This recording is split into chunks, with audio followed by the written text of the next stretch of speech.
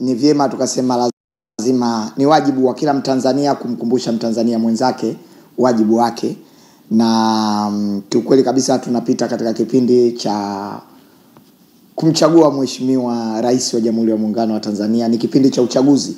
Kipindi hiki mara nyingi kinakuwa na wajuaji wengi, kinakuwa na wakosoaji wengi, na hapo mataifa mengine ambayo hayataki mema Tanzania ndio wanadumbukiza rupia yao kutaka kuona taifa letu tunaingia kwenye migongano isiyokuwa rasmi, kutaka kuona taifa hili ambalo lina amani toka limezaliwa. Sisi sifa yetu kubwa ya Tanzania ni amani, kulinda amani, utamaduni wetu, umoja wetu. Ni taifa ambalo linasifika kutokuwa na dini wala kabila. Wote tunakaa sehemu moja, tunacheka sehemu moja, na tuna maamuzi ya kushikamana wenyewe, sio kuambiwa tukashikamane. Wenzetu wanaamliwa hata upendo. Sisi taifa letu limebarikiwa kuwa na upendo wa kila Mtanzania anajua thamani ya taifa letu. Sasa tunaenda kwenye uchaguzi Oktoba. Tunaenda kwenye uchaguzi Oktoba kuchagua wabunge, kuchagua madiwani na kumchagua rais umpendaye. Na tumeona kila mtu anamwaga sera zake. Watu wanamwaga sera, na ninaamini katika kumwaga sera tunamwaga sera kwenye taifa lenye amani na utulivu. Hiyo opinion wanaita. Yaani hamna shida kabisa. Sasa niseme katika historia ya taifa letu, kwa mara ya kwanza tulipata Mheshimiwa Rais kutokana na katiba inavyozungumza. Kutokana na katiba, mama yetu mpendwa Daktari Samia Suluhu Hassan akawa rais wa Jamhuri ya Muungano wa Tanzania. Sasa history inaenda kuandikwa tena. Narudia, history inaenda kuandikwa tena kwa maamuzi ya Watanzania kumchagua Daktari Samia Suluhu Hassan. Ndio rais wa kwanza atakayechaguliwa katika taifa la Tanzania kwa kupigiwa kura na Watanzania. Lakini vile vile ndio rais wa kwanza kwa Tanzania ambaye ataheshimisha wakina mama wote kuwa rais wa kwanza mwanamke Tanzania. Naamini furaha waliokuwa nayo mama zetu wanapoiona picha Daktari Samia Suluhu Hassan, wanaona kabisa kwamba heshima ya mwanamke inatawala dunia. Naamini Oktoba Watanzania wanaenda kupiga kura. Naamini Oktoba Watanzania wanaamka kwenda kutiki. Naamini Oktoba Watanzania wanaenda kulinda sifa ya taifa lao. Na mimi nimetumwa sana. Toka majuzi wananipigia vijana mbalimbali wa taifa hili. Vijana mbalimbali, simu mpaka ina stack. Hali Steve, mbona usemi chochote? Tunasikia kuna kikundi tu cha watu wachache. Maandamano, naambia taifa hili hatujafika huko. Hatuwezi kufika huko.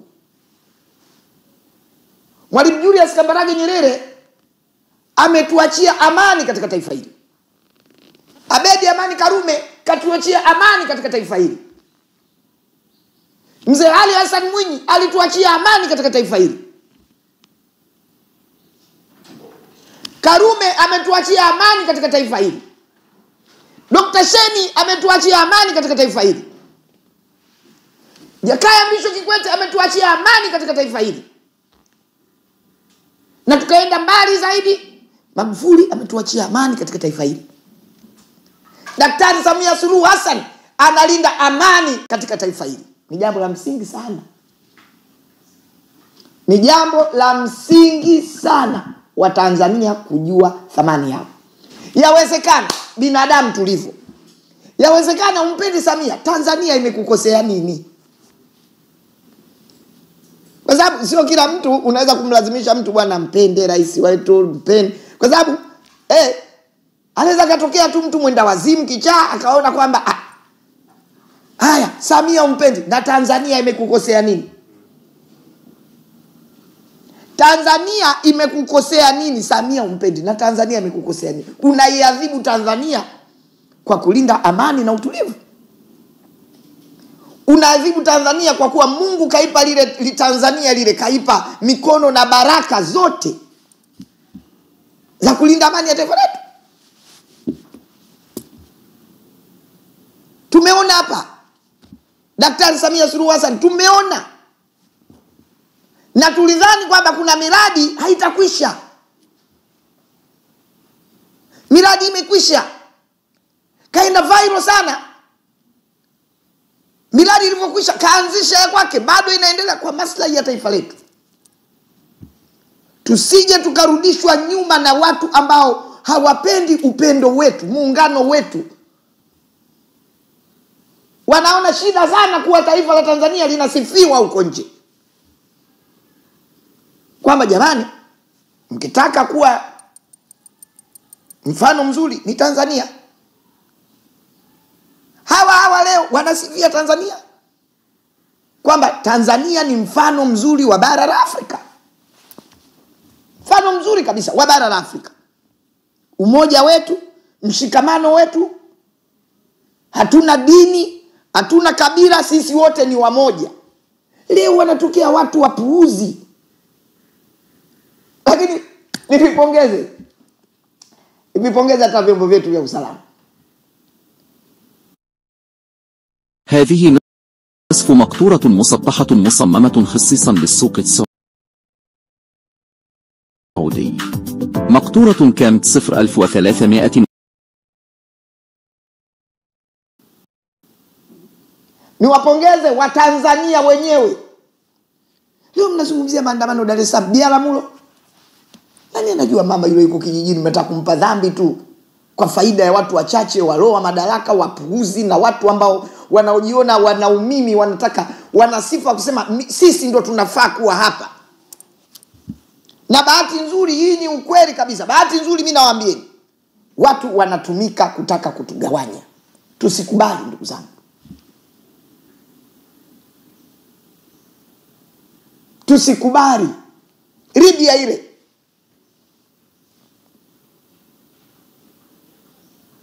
tuna Somalia, tunajifunza mifano ya ndugu zetu. Mtanzania hana sifa ya kuandamana, Mtanzania ana sifa ya kushikamana. Twendeni tukashikamane, tukachague viongozi tunao wapenda kwa maslahi ya taifa letu. Mtanzania hana mawazo ya kuandamana. Mtanzania anataka kujua milo mitatu anapata, afya ya mama ya mtoto inapatikana, biashara zake zinakwenda, umeme unawaka, ndio, maji yapo, ndio, hospitali za kutosha, ndio, barabara zinajengwa vijijini na mijini, ndio. Tunataka nini? Tunataka kuishi taifa lenye amani.